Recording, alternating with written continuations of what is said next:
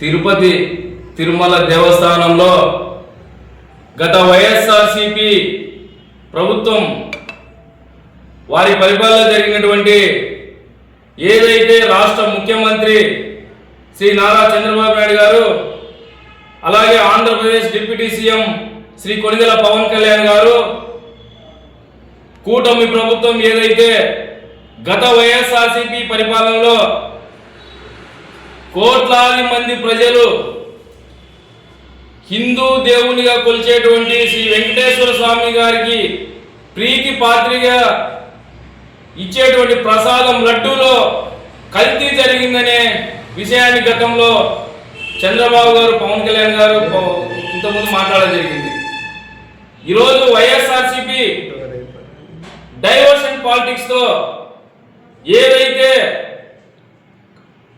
లడ్డులో కల్తీ జరిగిందని ప్రతి ఒక్క రిపోర్టు కూడా, టీటీడీ ప్రసాదంలో కూడా కల్తీ జరిగిందని ప్రతి రిపోర్టు ఈరోజు రావడం జరిగింది. వాటిని కప్పిపుచ్చడానికి, వారి చేతగానితనానికి, వారు చేసిన హిందువుల మనోభావాలు దెబ్బతీసే నిర్ణయాలు తీసుకునేదానికి రాష్ట్ర ప్రజలను ఈరోజు డైవర్షన్ చేయడానికి డైవర్షన్ పాలిటిక్స్ వైఎస్ఆర్సీపీ చేస్తుంది. పవన్ కళ్యాణ్ గారు గతంలో కూడా చెప్పారు, ఎక్కడ జంతువుల నుంచి తీసినదని ఆయన ఏ రోజు కూడా మీడియా ముందు చెప్పలేదు. మీరు కావాలంటే గతంలో పవన్ కళ్యాణ్ గారి వ్యాఖ్యలు కూడా చూడండి. కేవలం లడ్డు ప్రసాదంలో కల్తీ రసాయనాలు వాడి నెయ్యి లాంటి ఫ్లేవర్ వచ్చేటువంటి నెయ్యిని రసాయనాలతో కూడినటువంటి కెమికల్స్తో తయారు చేసినటువంటి నెయ్యితో ఈరోజు లడ్డు ప్రసాదం చేశారని పవన్ కళ్యాణ్ గారు ఆరోపించారు. మరి ఈరోజు వైఎస్ఆర్సీపీ ఏదైతే కూటమి ప్రభుత్వము అటు సంక్షేమ పథకాలతో పాటు అభివృద్ధితో పాటు చంద్రబాబు నాయుడు గారి సారథ్యంలో వెళ్తుంటే ఈరోజు డైవర్షన్ పాలిటిక్స్ చేస్తూ ఈరోజు ఏమి మేము తప్పు చేయలేదు, మాకు అన్ని సర్వేలు, సిబిఐ కూడా అన్ని సర్వేలు కూడా మాకు క్లీన్ చిట్ ఇచ్చాయని ఈరోజు వాళ్ళు వ్యాఖ్యానించడం ఇది ఎంతవరకు కరెక్ట్ అని నేను ఈరోజు వైఎస్ఆర్సీపీ నాయకులను కూడా నేను అడుగుతున్నాను. ఏదైతే ఇదే టీటీడీ నుంచి 1,00,000 లడ్లు కూడా అయోధ్య కూడా తరలించడం జరిగింది. మరి ఇంతమంది కోట్లాది హిందువుల మనోభావాలు దెబ్బతీసేటువంటి చర్యలు చేపట్టిన వైఎస్ఆర్సీపీ నాయకులు ఈరోజు ఏ విధంగా మీరు హిందువులకు మీరు సమాధానం చెప్పాల్సిన అవసరం ఎంతైందని నేను తెలియజేస్తున్నాను. అలాగే ఆ రోజు ఏదైతే ఎన్డీడీపీ సర్వే రిపోర్టు కూడా లడ్డూలో కల్తీ జరిగిందని ఈరోజు రిపోర్టు కూడా రావడం జరిగింది. వాటిని వక్రీకరిస్తూ మాకు మేము అవకతవకలు జరగలేదు, మేము లడ్డూలో ఎలాంటి అవినీతి జరగలేదు, ఎలాంటి కలుషితమైన రసాయనాలు కలపలేదని ఈరోజు ఈ డైవర్షన్ పాలిటిక్స్ వైఎస్ఆర్సీపీ నాయకులు చేస్తున్నారని రాష్ట్ర ప్రజలు, దేశ ప్రజలు కూడా గమనిస్తున్నారని తెలియజేస్తున్నాను.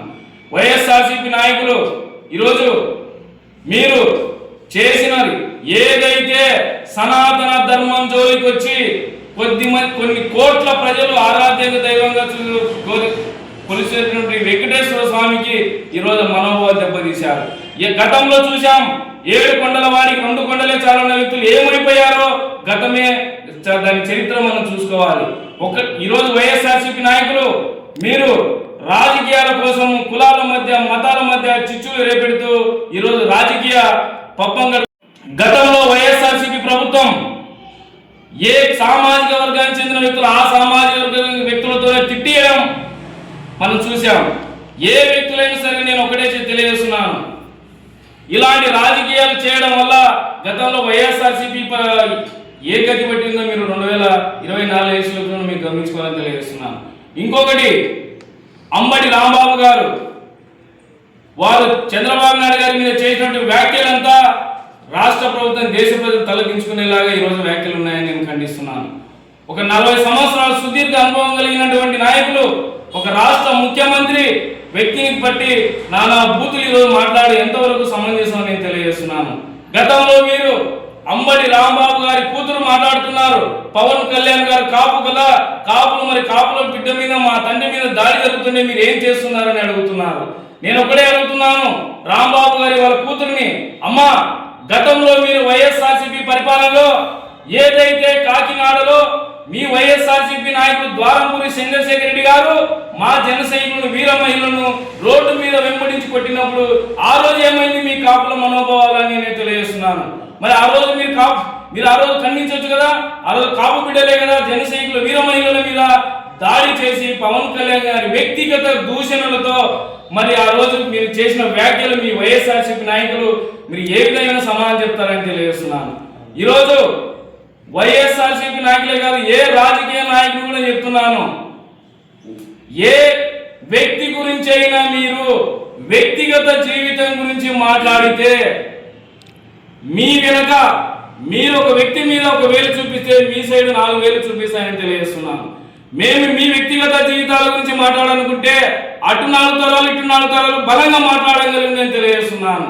రాజకీయ విమర్శలు చేయండి, రాజకీయ విమర్శల వరకే మీరు ఉండాలి తప్ప రాజకీయంగా ఎదగలేని వాళ్ళు, రాజకీయంగా ఎదుర్కోలేని వ్యక్తులే వ్యక్తిగత జీవితాల గురించి మాట్లాడతారని నేను తెలియజేస్తున్నాను. ఈరోజు అమ్మటి రాంబాబు గారు అయితేమి, జోగి రమేష్ గారు అయితేమి ప్రభుత్వం కూటమి ప్రభుత్వాన్ని ఏ విధంగా కూడా వైఎస్ఆర్సీపీ నాయకులు ఎదుర్కొని లేక ఈరోజు బురద చల్లే ప్రయత్నం కూటమి ప్రభుత్వం మీద తీసుకోవడం కూడా నేను వైఎస్ఆర్సీపీ నాయకులు తీవ్రంగా ఖండిస్తున్నానని తెలియజేస్తున్నాను. ఎందుకంటే పవిత్రమైనటువంటి హిందువుల మనోభావాలు కించపరిచేటటువంటి లడ్డు ప్రసాదము కల్తీ జరిగిందనే విషయాన్ని ఎన్డీటీపీ సర్వే కూడా మీకు తేటతెల్లంగా ఈ రోజు మనకు తెలియజేస్తుంది. మరి అలాంటప్పుడు మీరు వెంటనే నారా చంద్రబాబు నాయుడు గారికి, పవన్ కళ్యాణ్ గారికి, అలాగే హిందువుల మనోభావాలు తెచ్చేసినట్టు కోట్లాది ప్రజలకు తక్షణమే మీడియా ముందు మీరు